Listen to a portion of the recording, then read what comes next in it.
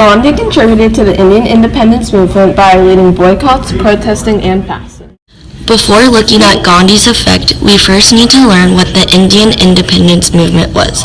The British East India Company had been imperializing India for many years, and the Indians were finally ready to fight back. The Indian National Congress was founded in 1885. It was formed because people wanted a larger role in the making of the British policy for India.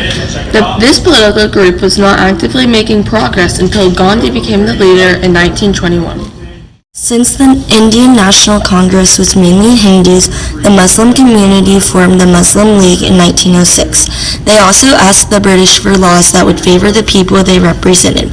The British only wanted India for the resources it contained, and they tried westernizing its people and culture. The Indians were sick of it, which explains why the groups were formed. They were not able to have much effect on the British until things finally started to change in 1915.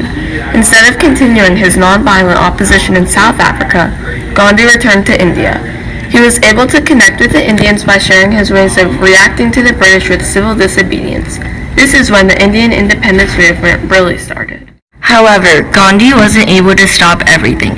In 1919, the Amritsar massacre took place. This was the final straw for Gandhi, and it made him realize that they needed full independence from the British. British and Gurkha troops killed almost 400 unarmed citizens in Amritsar, India. Most of them were just protesting the British forcing Indians to become soldiers. This was significant because it showed that the Indians' non-violent ways could not help them against the British violent rules. They needed a change, but Gandhi wanted the Indians to not lose sight of what is important. Gandhi was given leadership of the Indian National Congress in 1921.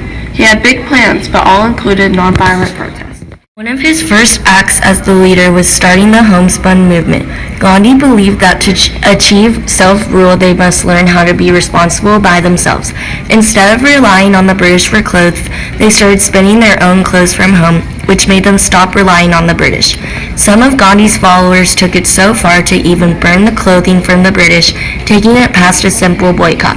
This inspired Indians to start the Salt March, which was another way normal citizens could get in on the protesting. The Salt March, which took place from March to April 1930, was a non-violent act led by Gandhi to protest British rule in India.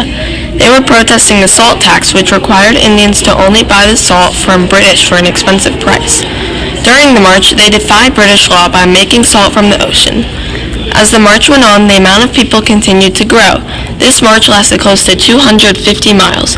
It resulted in the arrest of 60,000 people, including Gandhi. In 1932, in his cell at Yerwada Jail near Bombay, Gandhi began a hunger strike in protest of the British government's decision to separate India's electoral system by caste. Other Indian citizens followed his suit, and they fasted too. People all around the world were amazed at the strength of Gandhi, who was fasting even while he was in jail. The Indians that were not in jail wanted to continue fighting for their independence. The Government of India Act of 1935 was a new plan for ruling India that involved more Indian participation in government and free elections to select representatives from each province.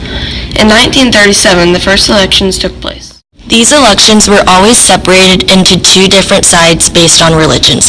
For as long as anyone can remember, India was always separated between the Hindus and the Muslims.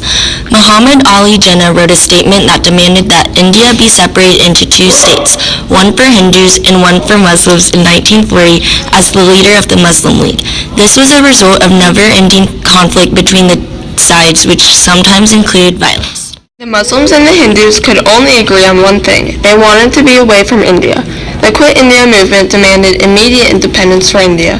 Rebellious groups such as Indian soldiers during World War II fought with the Japanese in an attempt to invade India from the southeast, defeat the British, and declare India independent. From doing this, the British finally realized that they needed to loosen their grip, but not all of India got out at the same time. The Hindus and the Muslims came up with a way for them to both get independence without each other. The separation of India and Pakistan is known as the Partition of India. The British knew that both sides would never be able to coexist with each other in peace, so they decided to split them up. Pakistan gained its independence on August 14, 1947, and India gained its independence on August 15, 1947. As India slowly moved towards independence, Gandhi's influence only grew. On January 12, 1948, Gandhi undertook his last successful fast in New Delhi to persuade Hindus and Muslims in that city to work toward peace. The partition plan had resulted in even more violence between the two religions, and the British had left without helping clean up any of the mess. On January 30th, 1948, less than 2 weeks after breaking that fast, he was assassinated by a Hindu extremist on his way to an evening prayer meeting. Gandhi had finally won India its independence, but what was the cost?